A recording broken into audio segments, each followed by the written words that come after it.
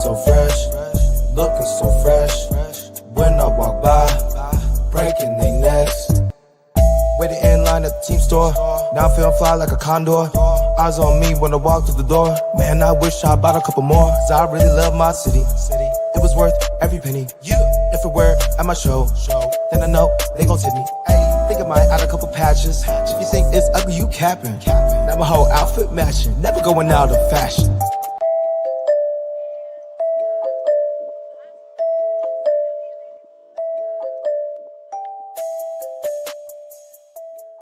What's going on, everybody? Welcome, episode 659, Talking Friars podcast and YouTube show. Ben Fadden with you here on December 8th, 2024, the first night of the winter meetings in Dallas area, Dallas, Texas. It's the best week of the off season, obviously. I was just watching MLB Network for a couple of hours before coming on here. And yeah, there are a bunch of rumors flying around, and it's not really about the Padres, but it's still just a fun time of year. And so I'll obviously get to the chat. Maybe if someone wants to join the show, I'll put the link in here in a little bit. But yeah, just today I wanted to kind of preview what we may see Padres-wise this week. Some questions, just some thoughts that I have. And Dennis Lin, Kevin Acee, they haven't been writing like super consistently, especially Kevin, so far this offseason, and I understand it, writing for 8 months, take a break, right? Like, totally get that.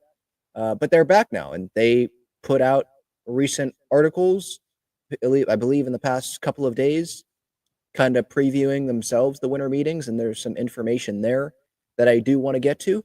And that's where I want to start here today. So thank you again, everyone, for joining. I know I haven't done a live show in probably like a month, maybe even more than that, but there hasn't been a lot of Padres stuff going on. So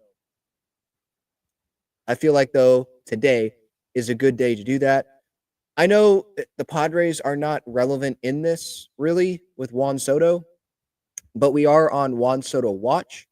There have been tweets that have come out the last, hour or so about how the decision is nearing and it could be done by tonight. Soto could have a decision by tonight. So I don't know if that means 9 o'clock our time, and that would be 11, I think, Dallas time.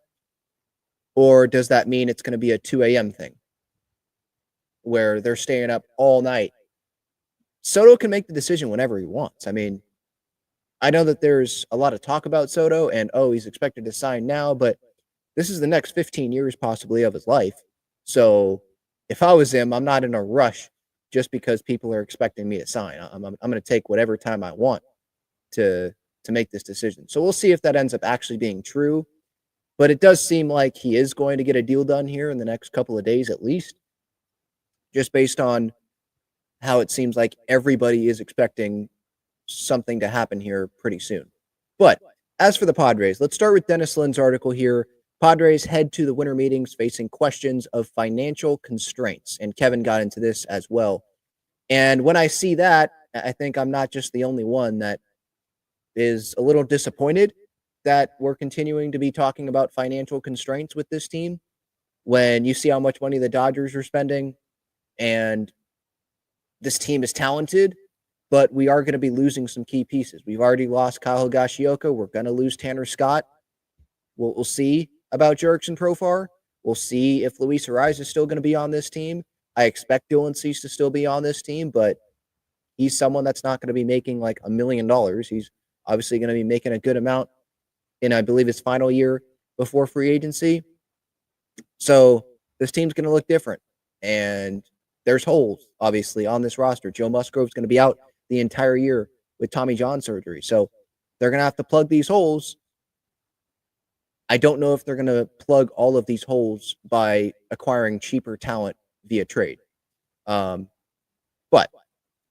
Mike Schilt, I don't know if everyone saw this, but on Foul Territory, he mentioned how AJ Preller, he has everything. He's got stuff going on everywhere. This cat is always getting after it. He couldn't even begin to keep up with hardly any of it.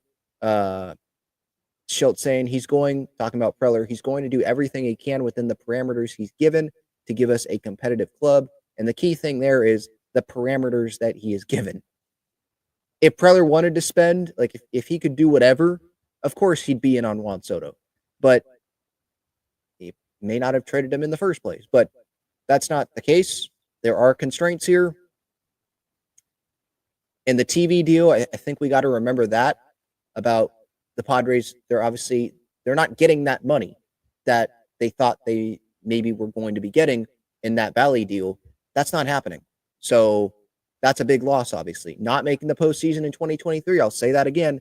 That was a big loss because there's a lot of revenue I'm sure that the Padres made in 2024. If they could have done that in 2023, maybe we're sitting in a little bit of a different spot. I'm not saying they would have signed Juan Soto, but maybe we're sitting in a little bit different of a spot, and they could be in on Max Fried or Corbin Burns. And we wouldn't just be waiting on Roki Sasaki. Maybe. Maybe they could be in on Tanner Scott. Just pointing that out there. But still, as a fan, I think we can still be frustrated, even though if we understand what's going on in the situation the Padres are in, I can still be frustrated that they were a win away from reaching the NLCS. I thought Padres Dodgers was the World Series. Whoever was going to win that series was going to win the World Series. The Dodgers win that series, and they end up winning the World Series. To come into this offseason, and the Dodgers, they go sign Blake Snell. They're going to bring back Teoscar Hernandez, I assume. I'd be pretty surprised if they don't. I don't think they're going to get Soto, but they're obviously really talented. And the Giants, they just go sign Willy Adames. I think the Padres are still better than the Giants. Giants could add big starting pitching because they still have money to spend, obviously, with some of the superstars that they have not been able to sign on that dotted line in past years. There's work to do, is my point. And it's going to involve spending money. Like, they're just going to have to do that. But Preller's going to have to be creative as well. But again, just getting back to me being frustrated as a fan, when you're right there, you want that commitment from ownership financially when us fans are spending hundreds of dollars on postseason tickets for one game, and you add that up, like, we want to see that commitment on the ownership part. I'm not saying ownership is just pocketing the money and they don't care. Definitely not saying that. I'm just saying, like, as a fan, I can still just be frustrated that I'm seeing other teams make these moves. And I know the Padres have made these types of moves before. That's why we have the talent that we have on this roster. But just wish that, I guess, we'd have more of an ability to spend so that we could be in on some of these elite guys. I guess that's my point there. Dennis writes here, in recent weeks, conversations with people inside and outside the organization have reinforced expectations of another winter of restrictive spending limits. The Padres cut almost $90 million in payroll last offseason, beginning by trading Soto to the Yankees during the winter meetings. Now, league sources say the Padres are in a better financial position than they were a year ago, which they better be, when they took out a $50 million loan to cover expenses. But before Preller has added a player with a major league deal, Fangraphs has projected the Padres' payroll for 2025 at nearly $210 million. Estimated luxury tax number is $244, which is $3 million above that first tax threshold. I assume the Padres still want to be under that first tax threshold, but how much money, do we know the number? How much money did they get from the postseason? Could that help them pay the tax if they were to get over that first luxury tax threshold? Because if they need money to come off the books, obviously Tatis, Bogarts, Manny, Crony, like, those guys aren't going anywhere. So you look at Luis Ariz, someone like that. Suarez isn't going to go anywhere, right? I wouldn't assume. Kevin did mention Luis Camposano, and I'll get to that article here in a little bit. You just look at guys, if you're trying to get money off of the books, who are those guys? I don't want to get rid of Luis Ariz. I don't want to get rid of Dylan Cease. Michael King, it seems like they would want to get an extension done with him. But the Padres, they're probably going to have to be creative here. Is Dylan Cease the Juan Soto this offseason for the Padres, where you could get some young starting pitching maybe back in a deal, and you could create some more flexibility financially for you? You could get that big return. Maybe the Padres feel like, we're not going to we're not going to bring Dylan Cease back in free agency, especially if they see, let's say, Corbin Burns gets a huge amount. Maybe they're like, yeah, we're not going to be able to do that. Let's go make a Juan Soto type trade on the pitching side this offseason. I don't want Dylan Cease gone, obviously, but I'm just throwing some stuff out there when I'm seeing multiple beat writers mention how the Padres, they may be looking to cut a little bit from what their projected luxury tax number is, since they're already above that first luxury tax threshold. Maybe they want to be below it at some point. Oh, great. The Dodgers are signing Michael Conforto. So I already see some reaction. Please be out on Juan Soto now. How about be out on Teoscar Hernandez, actually? Have him go to like the Red Sox, Soto go to the Yankees. That would be better. I mean, Conforto, that's not like I'm not feeling like how they, when they signed Blake Snell, I'm not feeling that way. But, yep, there you go. The Dodgers just continuing to add. Conforto, if I remember correctly, he did do some damage against the Padres when he was with the Giants recently. And that's a left-handed hitter. Is he going to be a bench guy? Because you got Mookie.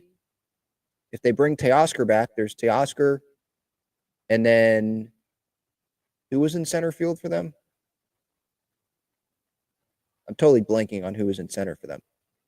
But,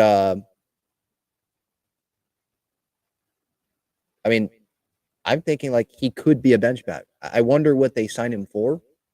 Or is that some saying like, let's have Michael Conforto be our Teoscar this year, where it's a 1-year deal and you can get the most out of him.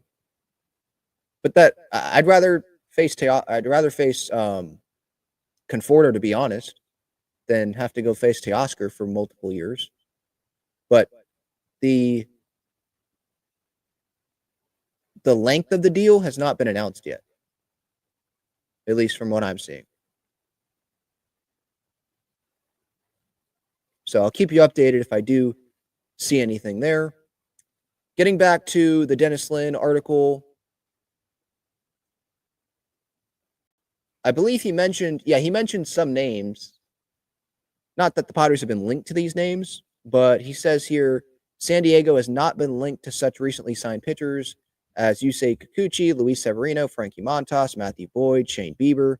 Matching any of those deals would have required a willingness to take San Diego's luxury tax number near or past the second tax threshold of $261 million. All of it adds to the argument that no team needs Roki Sasaki more than the Padres. And yeah, I'm not surprised by that. We know that Roki has been linked to the Padres. It seems like the Padres are in second place behind the Dodgers based on guesses. And again, I want to make that clear. Guesses from reporters, people on social media, guesses. People in the industry, I guess, those sources. The Padres are brought up second behind the Dodgers. But yeah, Roki would be huge because of the constraints that are clearly on the Padres right now. Danny Jansen, by the way, he is gone. If we want to go to the catching market, Higgy is gone. When Higgy signed for, a little over $6 million, I think, on the AAV for that 2-year deal with the mutual option for 2027, that's telling me, like, okay, you could have had your starting catcher back for that. You're really going cheap on catcher again. Because by the way, Gary Sanchez is gone too. He went to the Baltimore Orioles. So Jansen to the Rays, Higgy to the Rangers. What's left? I mean, it's not. I don't think it's going to be expensive, but if you weren't going to spend $6+ million AAV on Higgy, then what are you going to do with the catching situation? Should we expect them to go sign anyone of significance there for that? And anyone that wants to bring up Ethan Salas, and they'll bring Ethan Salas up here when he's 18? It doesn't seem like he's ready. I did, by the way, if you didn't check out the conversation that I had earlier today with Isaiah Lowe, number 8 prospect in the Padres system, according to MLB.com, that is out on the podcast platforms and on YouTube, so you can check that out. From what I hear from him, Ethan Salas, like he's mature and he goes over to the player apartments with the pitchers and looks over scouting reports and gets into that. Like it seems like he's really prepared and he's not the normal 18-year-old, which I'm not surprised to hear from Isaiah there. But is he ready offensively? Is he ready to take that on to be the starting? Because when Ethan comes up, he's going to be the starting catcher, right? They're not going to have Ethan Salas and waste service time and have him be the backup catcher. To me, 2026 is when we could really start talking about Ethan Salas coming up to the big leagues. Right now, I mean, it's Campy and Brett Sullivan. You got to add. To me, right now, with Gary off the board, not that they were going to sign Austin Nola, but he signed a non-roster invitee deal to the Rockies, I believe, earlier today. To me, this is like screaming that they bring back Elias Diaz, and that's what they rock with. Unless they go trade for a catcher that I'm not thinking about right now, I could definitely see it being Elias Diaz, vet. He can occasionally pop one. He's got good defense. He can be a good veteran guy for Luis Campusano. And then you hope that Campusano can stay healthy. Obviously, like sign someone else other than Elias Diaz to be probably another veteran to be there in El Paso with Sully. But if they're going cheap on catcher, it seems like Elias Diaz, he was already in the organization. He's got good baseball savant defensive numbers. So if we're trying to find a positive there, it's that. Preller doesn't have a history of going expensive on catchers either. So maybe we shouldn't be surprised that they didn't go sign Higgy. But I was listening to Higgy on MLB Network, and I think it was Matt Vasgersian was one of the hosts there. And Higgy was essentially saying part of why he was signing with the Rangers was how much they made it clear like they wanted him, and they went out and got him. They were aggressive with it. I don't know if that's a shot at the Padres or like him hinting that the Padres maybe were trying to wait on Higgy and have his market go down, and he maybe not getting the money that he wanted, and then he just comes back to the Padres, like Profar, that sort of thing last year. But that clearly didn't happen. And so maybe the Padres missed on that. Or they were like, hey, we can't give our catcher $6+ million a year, which isn't a lot, by the way. Like, especially in this, that's not a lot. Especially for your starting catcher coming off a year that he just had. That's not a lot. Are they saving that money to make sure that they re-sign Jurickson Profar to be their left fielder? Are they going to save that money to sign a pitcher? I don't know. But yeah, right now it's not off to a great start. I wanted Higgy back. I thought that, especially when it's, again, that AAV, that's not like it. If it was $10 million a year, I'd more understand it. Obviously, I'm not in there, don't know exactly the Padres' financial situation. But yeah, I was disappointed to see the numbers come out. When I reacted initially to Higgy signing with the Rangers, I thought that it was 8 to 10 mil, and it wasn't that. And so, yeah, I was more disappointed, frustrated as well. As a Padres fan, paying hundreds of dollars for those postseason tickets, and my family has season tickets, and I'm just, it's frustrating, with the catching situation that we have, that they couldn't sign Higgy to $7 million, whatever it was, $7 million a year. You can't do that. They better bring Profar back then, or better make those additions to that rotation to improve that rotation. I believe the terms to Michael Conforto just came out, so let me see that. Holy cow. They gave him $17 million. 1 year, $17 million. So, yeah, that's the Teoscar Hernandez. That's their Teoscar this year. They could bring back Teoscar as well and sign him to like a 4-year deal, but wow. If Conforto got $17 million, what is Profar going to get? Now, I know that's 1 year for Conforto, so maybe, on a multi-year deal, it's less for Profar. But for Profar, I'm thinking it's going to be like $15 million a year, 12 to $15 million a year. If we're looking on those 2 seasons, Conforto and Profar, it's not that close.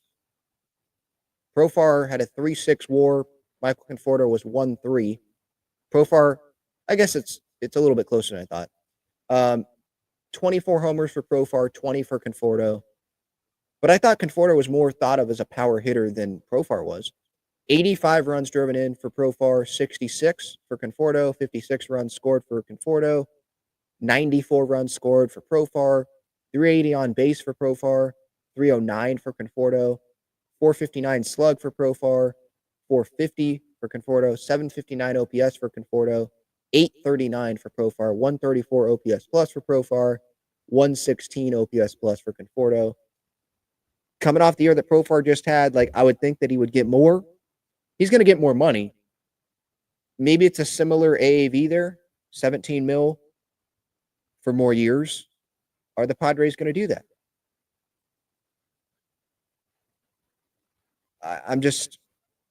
I'm not feeling super great about it, to be quite honest, when the Padres passed on Higgy at the amount that he got, you know? So let's continue here with Dennis Lin's article. Again, Preller, he's never paid more to a catcher than Derek Norris at a little less than $3 million in 2016. We know how that worked out. Team officials still believe Ethan Salas could reach the majors before his 20th birthday, and he's 18 right now, so that's still a couple of years, little less than a couple of years. They harbor similar hope for another teenager, shortstop Leo DeVries. That's another question mark as well. Are the Padres going to sign Ha-Seong Kim back with Willy Adames going to the Giants? Is it going to be like bringing in Nick Ahmed? Because he's obviously a free agent. Who is that going to be? Tim Anderson, no thank you. They did just sign Mason McCoy on a minor league deal to be with El Paso. It's pretty much waiting till those guys come. But you got to sign some. You got to bring someone in, trade for someone, something. And again, I bring back them probably wanting to be a little bit lower than where they are with the payroll. Dylan Cease, Luis Ariz, Michael King. Those are guys that I think of with salaries there. But those are key pieces to your team. So Preller's got to work that magic for sure. Other teams figure to continue asking about the two top prospects, regardless of claims that they are off limits. Talking about DeVries and Ethan Salas. Cease and Ariz, both veterans, they face in an uncertain future, in San Diego. Cease projected to make $13.7 million in his final round of arbitration. Dennis writes, for a team operating with financial constraints, it prompts certain questions. The Padres might have incentive to explore the trade market for Cease, perhaps with the idea of recouping a cheaper, less proven starter or two. The Red Sox, to me, immediately flash as a potential option there. I know Garrett Crochet has been linked to them. What about the Blue Jays?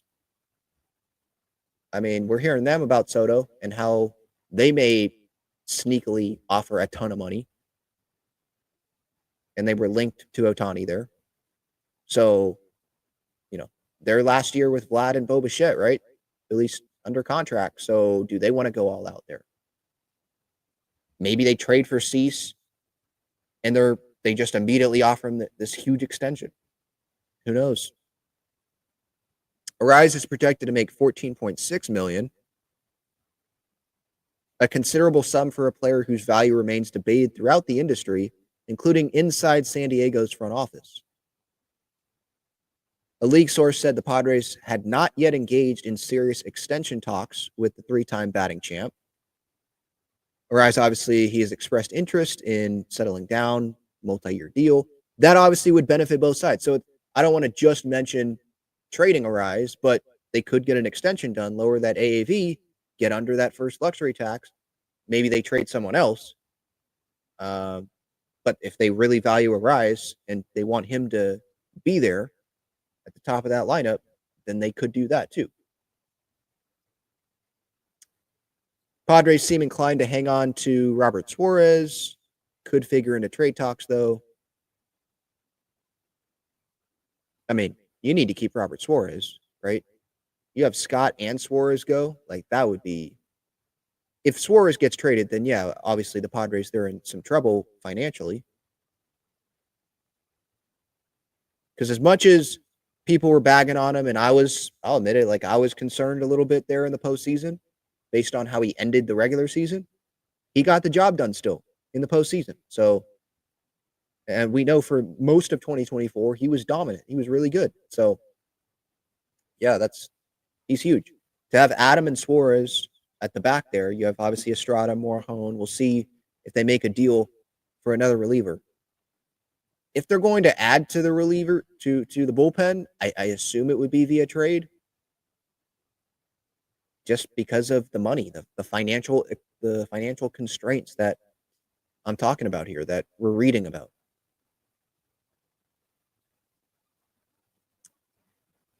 The Padres remain hopeful, if not confident, about a potential reunion with Jurickson Profar.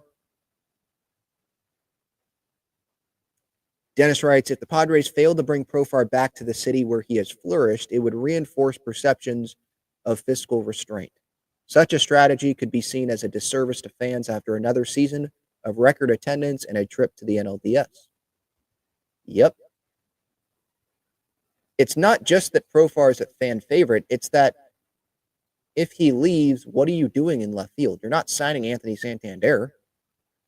Michael Conforto's off the board. You're not signing Teoscar Hernandez. Sure, you can make a trade, but Profar fits. You know that Profar fits with the Padres. It's obvious.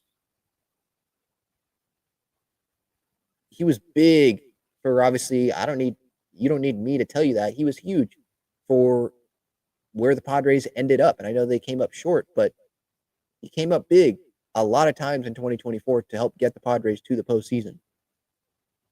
So, yeah, having him not come back, and then imagine if he goes to another National League team. That would hurt. I wonder what the Padres' strategy is with Jurickson Profar. Is it to wait it out and you hope that he doesn't get the market, other guys sign, and then he comes back to the Padres because he doesn't want to go to a non-contending team maybe, and you could get him for less? But that's a dangerous strategy because all it takes is one contending team to value him more than the Padres do in terms of like money they're willing to offer. Look at what the Giants just did with Willy Adames. Maybe other teams were waiting for Willy Adames because, he's not going to cost, what was it? Well over $100 million that he got. He's not going to cost that. What was the contract here? $182 million. I'm sure there were teams that had to have been like, yeah, we're interested, but let's wait for the price tag to come down. Or that the price isn't that high. All it takes is one team to do that same thing. They're not going to get Profar 180 mil, obviously, but all it takes is one team to do that same thing, and they go grab Jurickson Profar, and then the Padres are sitting there like, what the heck just happened? All right, quick break, and then I'm going to get to Kevin Acey's piece. Check out Gaglione Bros' famous cheesesteaks and garlic fries on Friars Road. You can visit their website, gaglionebros.com, for their entire menu and enjoy their cheesesteaks and fries at Petco Park and Snapdragon Stadium as well. All right, getting to Kevin Acey's piece that he put out earlier this morning, more about the Padres' financial situation. The title was Padres have moves to make, but likely won't be on winter meetings center stage this year. And that's what I wrote in my Gaslamp Ball piece, a few questions going into this winter meetings week. I think I put that out yesterday. Some questions that I have, by the way, will the Padres talk to Roki Sasaki? Because he's expected, and this is something that's maybe being forgotten right now because all the attention's on Juan Soto. But Sasaki is expected to be posted this week. So are the Padres going to have that conversation this week? That it's a 45-day negotiating period once he is posted. Padres seem to be one of the favorites, but around the industry, those sources that everyone seems to have, the Dodgers are the favorite, so-called favorite there. Another question that I have is, like how quiet or how noisy will the Padres be this week? To me, I feel like they're going to be pretty quiet. And this is going to be just a lot of conversations with other teams and agents trying to get a better sense of what the market is looking like here. That's what I'm expecting. I'm not expecting a ton of action from the Padres. I think that we're waiting for Soto, the whole baseball world, and then you could see some of those big time starting pitchers later in the week come off the board. The Padres aren't in on that. So maybe by the end of winter meetings week, the Padres could start getting close because some of the higher guys have gone. And then those lower guys can start having more serious conversations with teams, knowing what those other guys got, knowing other teams, now knowing the teams better, who will want them, because they missed out maybe on other guys. So yeah, I'm not expecting this big week from the Padres. Last winter meetings week, right? Last year, we were expecting Juan Soto to be traded. And the Yankees were that one serious team, right? And I remember I had actually one of the Talking Yanks guys on the show. I don't know if you guys remember that, but we were literally talking about Padres, Yankees, what a Juan Soto trade might look like and putting out some hypothetical trades there. I'm not there with any Padres players, whether that be Suarez or Arise or Cease, anyone like that. It's not like last year, it was a guarantee Soto was going to be traded.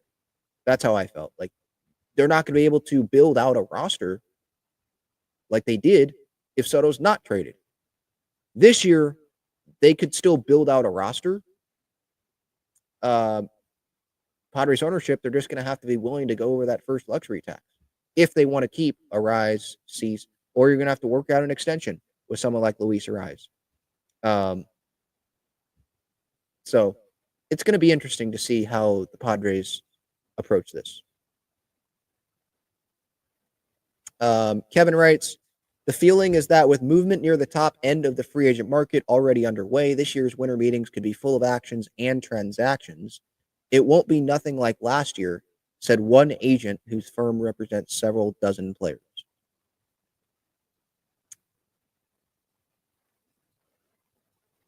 Sasaki not expected to sign with an MLB team until at least mid-January. No surprise there because he's waiting for the international bonus pool money, that international time to reset, which is January 15th, I believe. Padres, as expected, not playing at the level of Pete Alonso, Alex Bregman, Max Fried, Corbin Burns. Obviously, I think a lot of Padres fans would point to the Xander Bogaerts contract and be like, well, if that didn't happen, then we could be in on one of these big-time starting pitchers, and that would really help.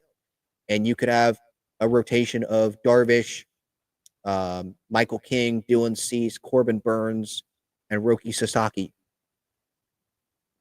Obviously, those are big hypotheticals, but you could have that even with Musgrove out and having Tommy John if you didn't sign Bogaerts to that $280 million contract. Or you could bring Kim back easily. You could bring Profar back easily. Obviously, there's a lot of things. I still don't think, like, with the money that's being floated out there with Juan Soto, $700+ million, I don't think the Padres, even if they didn't sign Bogaerts, I don't think that they would have been playing in that. That's just so much money to give to one player when the Padres arguably could say, especially with AJ Preller, you're better off spreading that money out and not spending it on one player. As talented as Juan Soto is, we saw this year without him and what they were able to get back from him. It was more of a complete team. It was a better roster as a team. I'm not saying on paper necessarily, but it was a better team than the year before, clearly.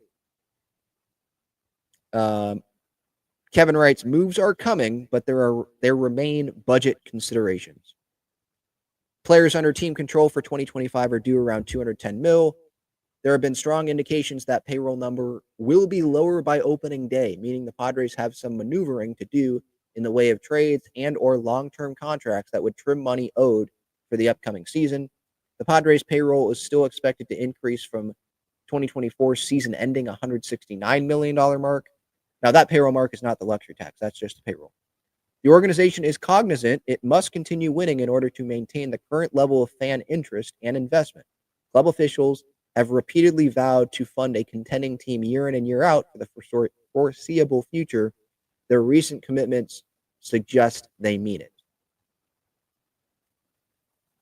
And what he means by that, obviously, adding someone like Luis Ariz, Dylan Cease, Michael King. There was that Manning extension before Seidler passed away. Um, trade deadline, acquiring those guys that they did acquire. Jason Adam. I know Tanner Scott was just that 1 year or half a year, but did that. They are trying to win. But clearly there are still constraints. But it's just frustrating when deals are signed from guys that played a key role in what happened this past season. They signed somewhere else on a deal that I feel like could still happen. It's not like I'm asking the Padres to spend $20 million a year on a guy.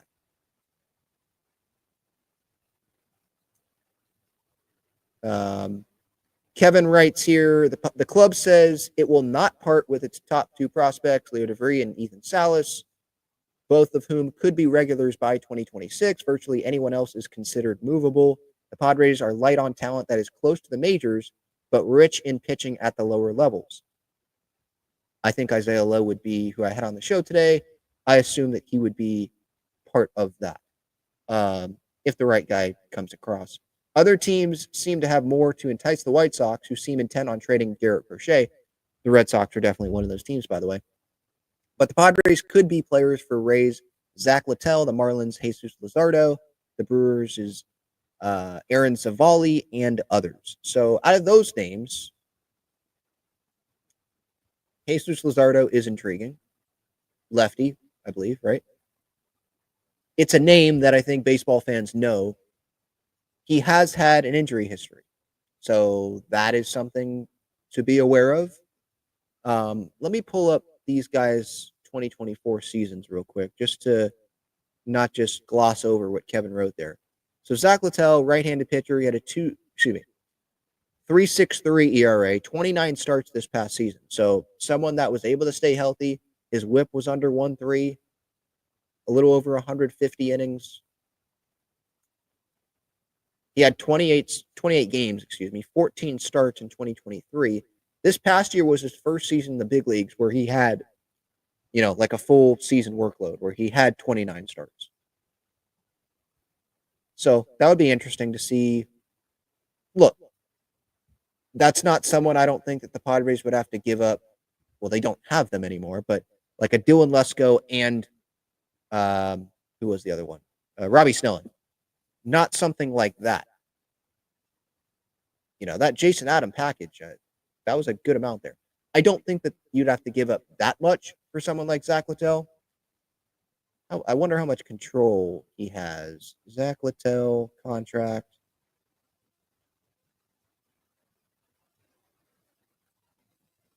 Let's see.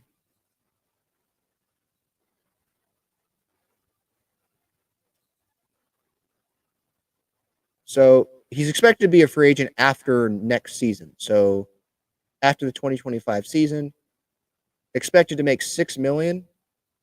Or no, this is the contract term. $6 million for this season. So that's not super expensive.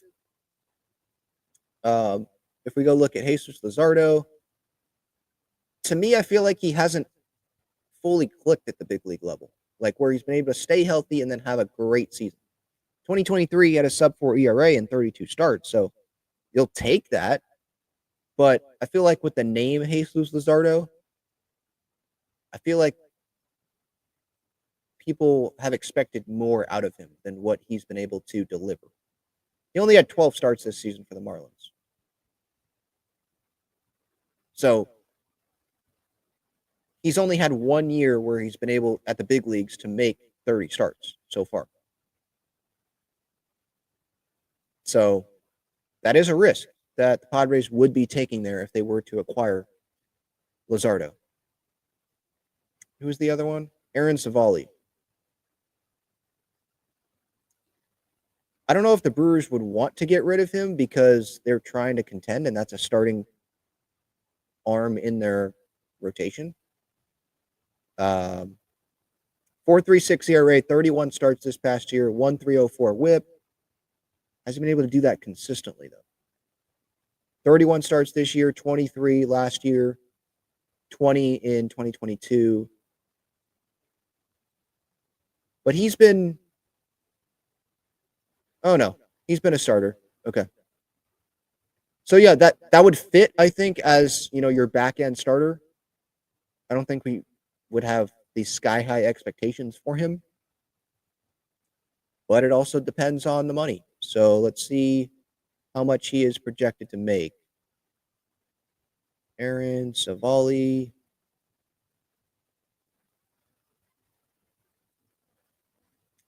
$9.7 million. Are the Padres willing to do that? And it would be a trade, obviously. So would the Brewers have to eat some of that money? Remember that Luis Ariz deal. The Padres, yeah, they gave up a good amount, but they had the Marlins pay pretty much the entire contract for Luis Ariz for the 2024 season.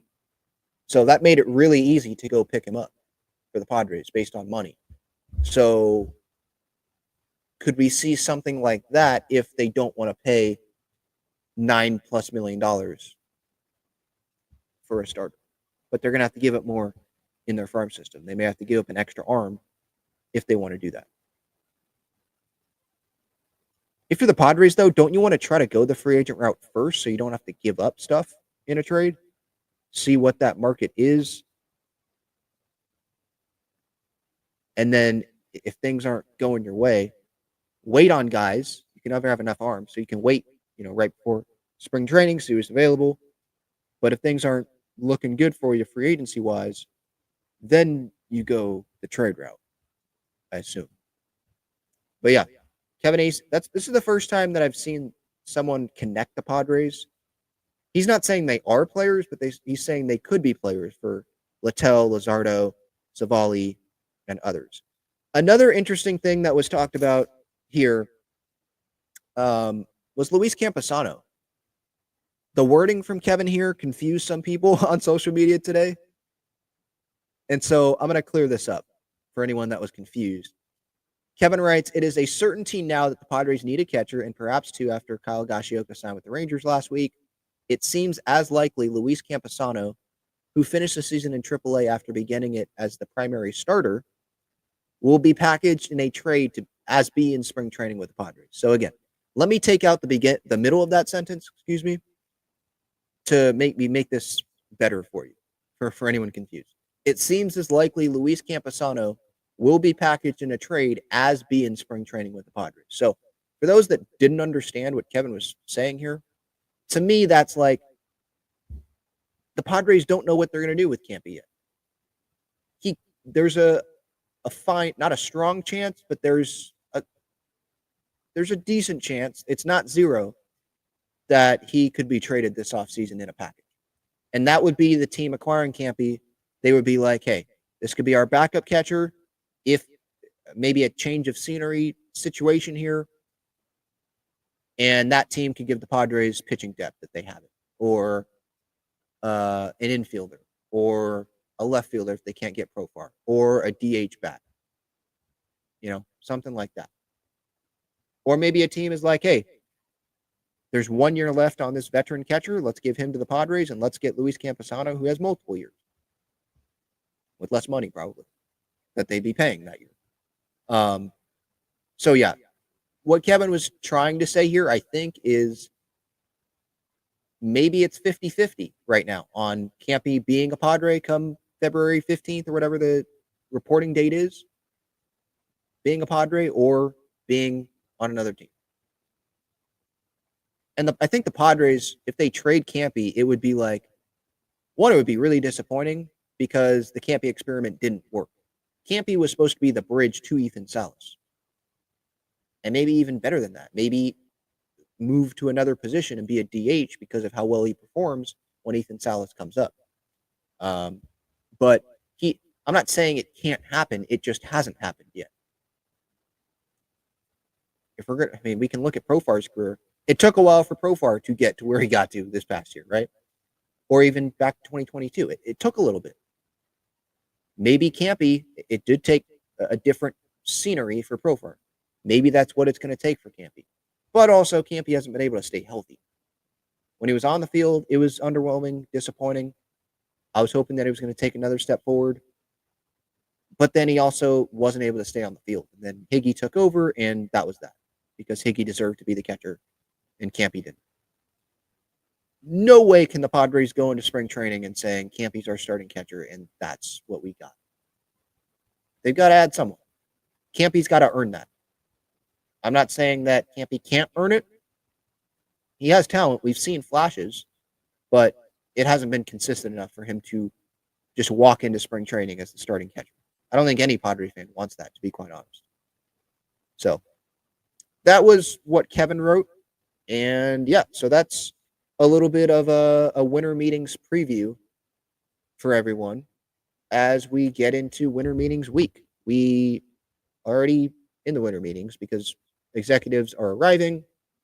MLB Network is already on the air. They already announced 2 new Hall of Famers, Dave Parker and Dick Allen. So congratulations to them.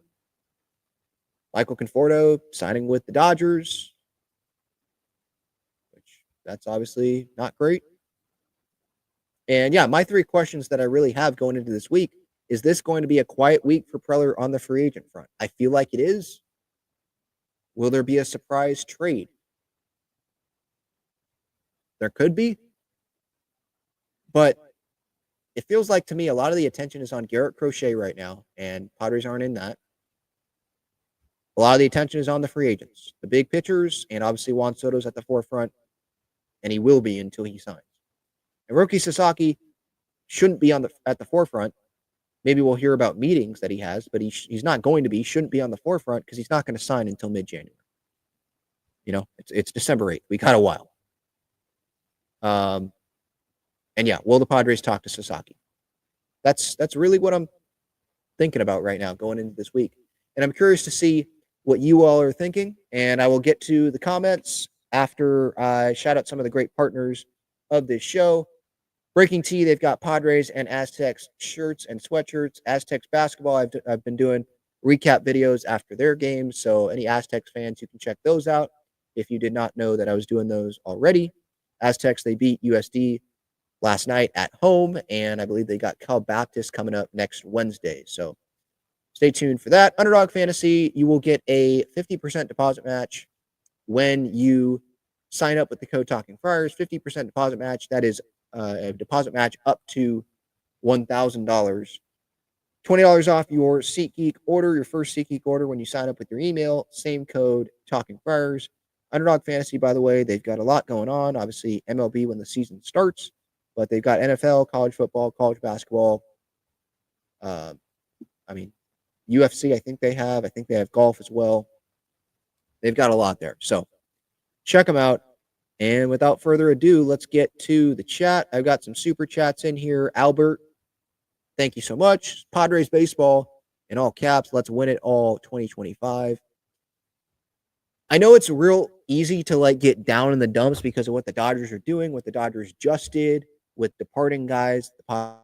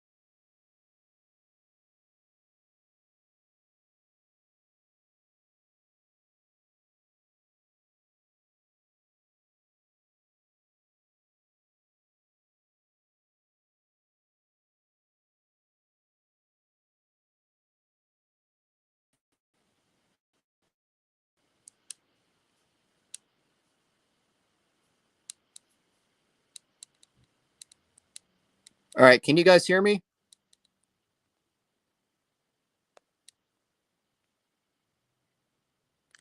Can you guys hear me?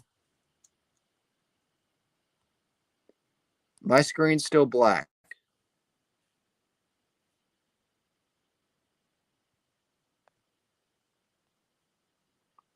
Okay.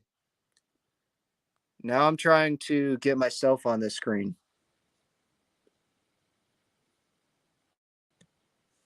There we go. I think this is it now. Okay. All right. So sorry for, and by the way, the video.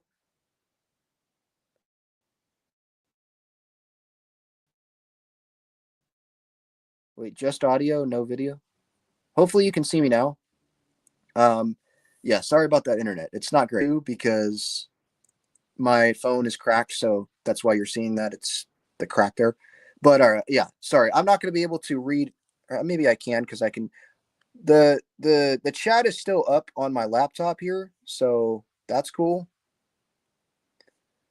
And so I'll try to go through the chat here. I do want to get to the super chats because that's my first priority, obviously. So I'm glad that I was able to get to the super chats. Those that are listening on the podcast, I apologize. Hopefully you just scrolled, you fast forwarded through me trying to get through those internet issues. All right. Albert says Padres baseball, let's win it all in 2025. JD's third says, why are we cutting spending payroll to 170? Did I say that? That it's going to be 170? I know that what I saw from it was Dennis, right? Or was it Kevin? The Padres payroll is still expected to increase from 2024 season ending $169 million mark. That doesn't mean that it's only going to be 170. And why are we cutting payroll spending / payroll to 170? What I would say is because the AAVs that we have, Manny, Tatis, Bogarts, Crony, Musgrove, Darvish, that is a big chunk of this payroll. That's a big reason why the AAVs are there. So that's why. Part of it is what I mentioned earlier, the TV deal, where the Padres are missing out on tens of millions of dollars that they thought they were going to get, but they're not going to get because of what happened with the whole Diamond Sports, Bally Sports, whatever you want to call it thing, where now they're just going to be on MLB TV. And so they're not going to get that money. And I'll say it again, like I said earlier, missing the postseason in 2023 was a huge deal. It's a big reason why the Padres probably aren't in on some of these guys and aren't willing to go super high over the luxury tax threshold. If they're willing to go over the luxury tax threshold at all, they didn't make the postseason, so they missed out on a ton of probably tens of millions of revenue there with home games that they could have hosted. So has a number, I don't know if a number has come out with how much money they did make just this postseason, but imagine with that team that they had on paper, and if everyone was all in 2023 and they made the postseason, they only missed out on by a couple of games there. If they would have made it, Juan Soto, holy cow, to the Mets, 765, 15 years. I knew it. I knew he was going to the Mets. Steve Cohen was not going to let anyone beat him. So that sucks. We're probably going to be facing Juan Soto and the Mets in the postseason at some point. But yeah, that is breaking news. I literally just saw it from John Heyman. Goes to the Mets, 15 years, 765 million. Shocker, John Heyman was first. Did anyone see, by the way, his segment on WFAN? That was crazy. How he just crashed out talking with Keith McPherson. And I know that Keith McPherson probably shouldn't have gone as far as he did. And he was poking the bear, and the bear, erupted. But yeah, all right. We got it tonight. Juan Soto, 15 years, 765 million to the Mets. The Mets aren't going to stop there. You sign Juan Soto, you're not just going to be like, all right, well, that's it. So yeah, we knew Soto wanted to go to the most money. He was in it for the money. I'm not saying this is the Marlins that he's going to. He's going to a team that just made it to the NLCS. But are the Mets a team year in and year out that's going to do that? I don't think so. But good for Juan, I guess. 765 million, he gets to stay in the New York area. Yankees fans are going to be pissed. Have the Padres won the trade? I mean, they made it to the World Series, but they didn't win. They acquired Juan Soto to win the World Series. Oh, 1 second.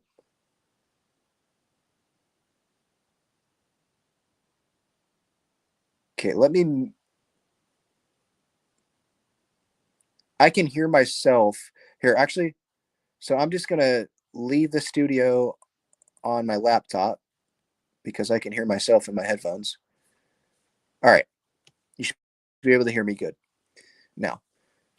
So, yeah, with Soto, does that make the Padres' route to the World Series more difficult? Maybe. It just depends if they face Juan Soto. And the Mets could take a postseason spot away from the Padres, so that's not ideal. The team I wanted him to go to the most was probably the Red Sox or the Blue Jays, someone like that.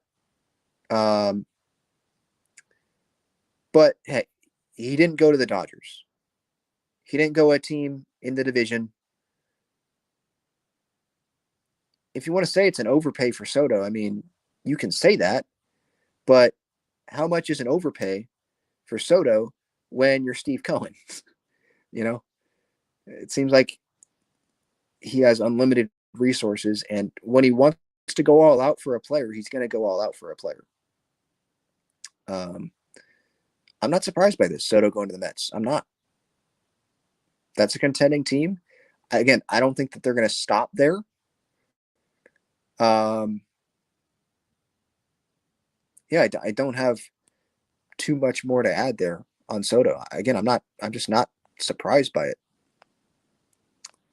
All right. Thank you. Remove this.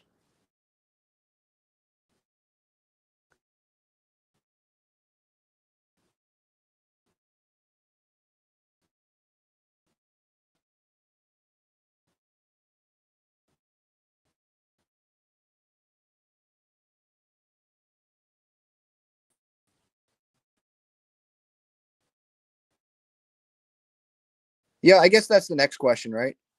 Iron Swan. Are the Mets going to bring back Pete Alonso now? Because that's a ton of money that they spent on one guy. I mean, I wouldn't say finally Cohen got a big fish. I mean, they did trade for Lindor, and then he locked Lindor down. They signed Max Scherzer. They signed Justin Verlander. Those are some pretty big fishes, I would say.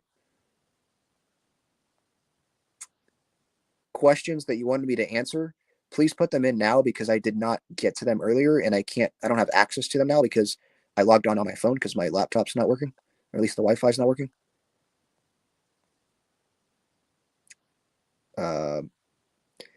David says someone get Ben an iPhone 16 Plus. Yeah, just give me a not cracked phone, I guess.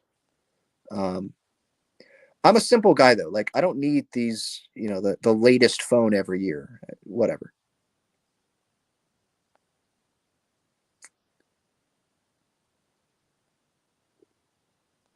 Again, with this Soto thing, we could look at it a couple of ways. We could be like, hey, thank goodness he's not on the Dodgers. Or we could look at it as, well, that's now a guy, one of the best players, probably will end up being one of the best players ever, one of the best hitters for sure. He is now on a team that could take a spot from the Padres, take a postseason spot for them, or a team that could go knock down the Padres in the postseason. So that sucks. That's unfortunate. But I mean, I still like the Padres a lot. The talent that they have in the lineup. Yes, there's holes. I'm not saying this is a World Series team right now. but the Mets aren't either. Let's not just forget just because they signed Soto that they don't need starting pitching. They need starting pitching still. All right, before I get out of here, because I don't want to crash out again here. Any last questions? Last chance. Any questions that you want going into the winter meetings here? Again, apologies for the internet problem. I will put, hopefully, if I remember, I will put the timestamps on YouTube for those that are watching on replay. Like, hey, skip to this part so that you don't have to sit through what the live audience had to sit through. Apologies, by the way, to the live audience.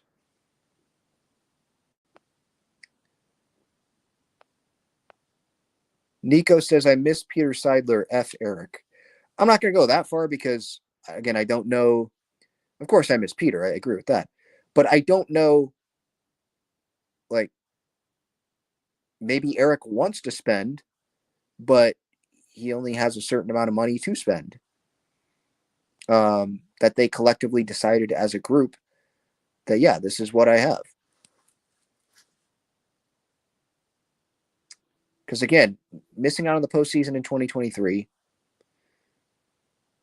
The TV deal going away and having to be on MLB or Padres TV, MLB app, whatever. That's a lot of money that they aren't able to get while you have teams like the Dodgers having this huge TV deal, teams like the Yankees, the Mets have SNY. That's a huge advantage that the Padres don't have.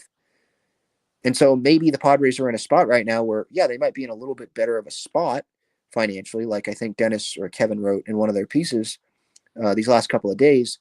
But the Padres could be in a spot where they're still just trying to make up for what they lost in 2023 to get to a point where, all right, now we can start spending again. Because maybe like last year was just to get back even with debt that they remember they had to take out a $50 million loan. Maybe it was more than that, but I think it was at least $50 million. Let's not forget about that. How much did they make in the postseason this year? And how much did they make in the 2024 season? But also not just how much they made, but how much did they have to pay? Right? So like, what was the profit actually? They're not going to tell us that. We don't know. So I get it if you're a fan and you're really frustrated and you want to, be pissed off at the Padres. But I also want to be fair to them as well. And I'm frustrated they didn't bring back Higgy for that amount for sure. But I also want to be fair and just say, like, I'm not in there. We don't know the money that they have to spend. How much money did they make this past year? We just don't know. And Preller could be cooking up something, and we end up being fine with what ends up happening this offseason.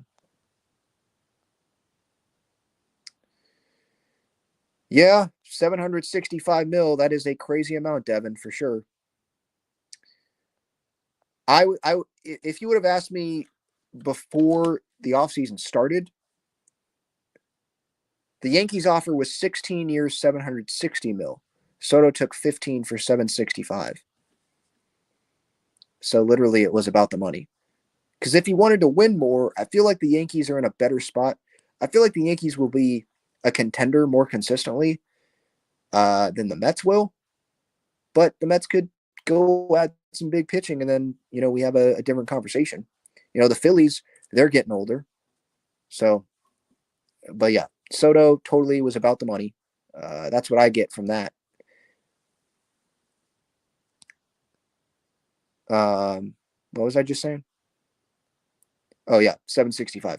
At the beginning of the offseason, I would have said that was a crazy amount as well. But these past few days, with how much the amount has been increasing, hearing from John Heyman, who, yes, has that relationship with Scott Boras, I'm not surprised at all with what happened. We were hearing 15 years.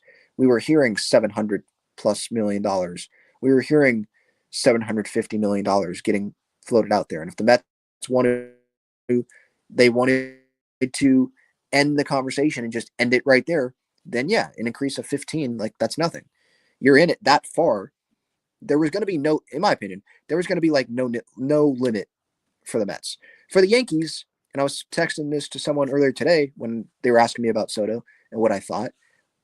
I was like, the Mets, because again, no limit. The Yankees, they're going to reach a limit at some point because they're going to be like, hey, we can spend this $700 million on Max Fried and Corbin Burns and Tanner Scott. Let's just do that. And then we'll see what we can do with the lineup. We still have Aaron Judge. There's still some talent there in that lineup. Let's just do that. Let's go sign Teoscar Hernandez and then sign Corbin Burns to be in that rotation with Garrett Cole instead of signing Soto to this long deal. Let the Mets go do that. We're not competing with them until the World Series. So if they want to do that, then go do that. And maybe that's what the Yankees are thinking. We could totally see the Yankees go add those big-time starting pitchers. And I would love that because that means that they're not on the Mets, who, yeah, the Padres could face the Yankees in the World Series, but I'm more concerned, obviously, about getting there first. So that means they're not a Giant, they're not a Dodger, and they're in the American League. We'll see if the Blue Jays end up doing anything. So, yeah, that's what I've got. Thank you, everyone, for the time. Sorry for the internet issues.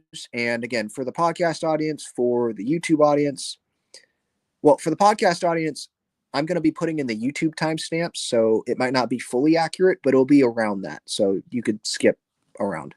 But try to put you in the ballpark is what I'll try to do here. But yeah, thank you everyone for the time. And if there's any moves the Padres make, I will sure to be covering it here. Have a good one.